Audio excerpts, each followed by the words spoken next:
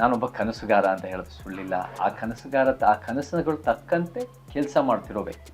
So ನಾನು ಕೂಡ ಸಿನಿಮಾದಲ್ಲೂ ಅಭಿನಯಿಸ್ತೀನಿ. ನಾನೊಂದು ಹೋರಾಟ ಮಾಡೋಕ್ಕೂ ನಾನು ಭಾಳ ಇಷ್ಟಪಡ್ತೀನಿ. ಸೇವೆ ಮಾಡೋದು ನಮ್ಮ ತಂದೆ ತಾಯಿಯಿಂದ ನೋಡಿ ಕಲಿತು ಅದನ್ನ ಹೆಂಗೆ ವಾಪಸ್ ಕೊಡ್ಬೋದು ಅನ್ನೋದು ನನ್ನ ಅಳಿಲ್ ಸೇವೆನೂ ಮಾಡ್ತಾ ಇದ್ದೀವಿ.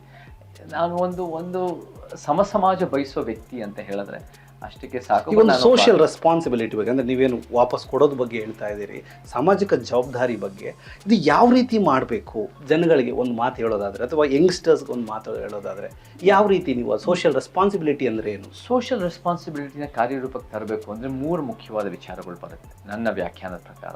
ಒಂದು ಜನಜಾಗೃತಿ ಮತ್ತು ವಿಚಾರಗಳು, 2ನೇದು ಹೋರಾಟ, 3ನೇದು ಸೇವೆ. ಜನಜಾಗೃತಿ ಅಂದಾಗ ನಾವು ಐಡಿಯಾಸು, ವಿಚಾರಗಳನ್ನು, ಚರ್ಚೆಗಳು, ನಾವು ಬೇರೆ ಬೇರೆ ಕೇಡರ್ ಕ್ಯಾಂಪ್ಗಳು ಮಾಡ್ತೀವಿ, ಸಭೆಗಳಲ್ಲಿ ಕಾರ್ಯಕ್ರಮಗಳು ಮಾಡ್ತೀವಿ, ನಾವು ಬೇರೆ ನಮ್ಮ 4 ಗೋಡೆ ಮಧ್ಯೆ ಚರ್ಚೆಗಳು ಮಾಡ್ತೀವಿ, ಸಂವಾದಗಳು ಮಾಡ್ತೀವಿ. ಈ ರೀತಿಗಳು ಮಾಡಿದಾಗ ಐಡಿಯಾಸನ್ನು ನಾವು ಬೇರೆ ಜನರ ಮುಂದೆ ಇಟ್ಟು ಯಾವುದು ಒಂದು ಒಳ್ಳೆ ಸಮಾಜದ ದಾರಿನಲ್ಲಿ ಯಾವುದು ಹೋಗಬೇಕು, ಯಾವ್ದು ಮಾಡಬೇಕು, ಯಾವ್ದು ಮಾಡಬಾರ್ದು, ಯಾವುದು ಇವತ್ತಿನ ವ್ಯವಸ್ಥೆ ಮಾಡ್ತಿದೆ ಅದರ ಚರ್ಚೆ, ಅದು ಒಂದು ವಿಚಾರಗಳು. 2ನೇದು ಹೋರಾಟ ಅನ್ನೋದು ಭಾಳ ಮುಖ್ಯ ಆಗುತ್ತೆ. ನಾವೆಲ್ಲ ಚಳುವಳಿಯಿಂದ ಬಂದಿರೋರು 14 ವರ್ಷಗಳಿಂದ ರೈತ ಕಾರ್ಮಿಕ, ದಲಿತ ಬಹುಜನ, ಒಂದು ಮಹಿಳಾ ಸಂಘಟನೆಗಳ ಜೊತೆ ಹೋರಾಟಗಳು ಮಾಡೋದು, ಪ್ರಾದೇಶಿಕ, ಪರಿಸರದ ಬಗ್ಗೆ, ಭ್ರಷ್ಟಾಚಾರ ವಿರುದ್ಧ ಎಲ್ಲ ಚಳುವಳಿಗಳ ಜೊತೆ ಸೇರ್ಕೊಂಡು ಕೆಲಸ ಮಾಡ್ತಾ ಇದ್ದೀವಿ. ಈ ಹೋರಾಟ ಅಂದಾಗ ರಾಜಕೀಯ ಒಂದು ವ್ಯವಸ್ಥೆ ಮೇಲೆ ಒತ್ತಡ ಹಾಕೋದು, ಈ ಕಾನೂನು ಬೇಕು ಅಥವಾ ಈ ಕಾನೂನು ಬೇಡ ಅಥವಾ ಈ ಥರ ನಮಗೆ ನ್ಯಾಯ ಬೇಕು ಅಂತ ಬೇಡಿಕೆ ಇಟ್ಕೊಂಡು ನಾವು ಹೋರಾಟ ಮಾಡೋದು, ಅದು ಒಂದು ಪ್ರೆಷರ್ ಫೋರ್ಸ್.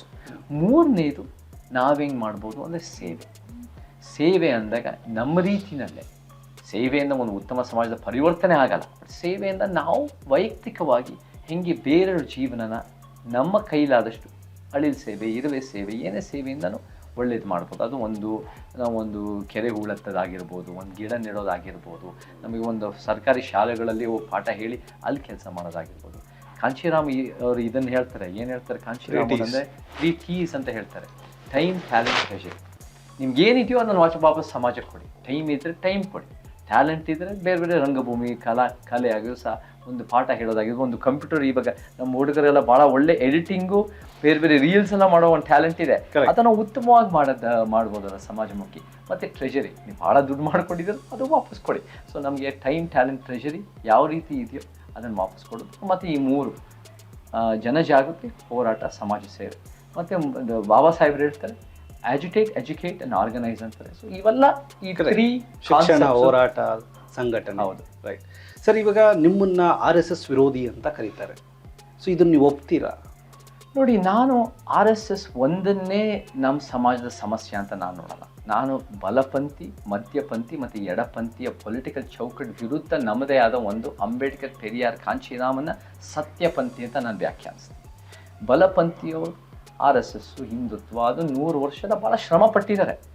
ಭಾಳ ಸಮಾಜಕ್ಕೆ ಅವ್ರಿಗೆ ಭಾಳ ವಾಪಸ್ ಕೊಡಬೇಕು, ದೇಶ ಪ್ರೇಮ ಅನ್ನೋದು ಇದೆ. ಬಟ್ ಆ ದೇಶ ಪ್ರೇಮದ ಸಿದ್ಧಾಂತ ನಾನು ಒಪ್ಪಲ್ಲ. ಸೊ ಅದು ಒಂದು ಬಲಪಂಥಿ.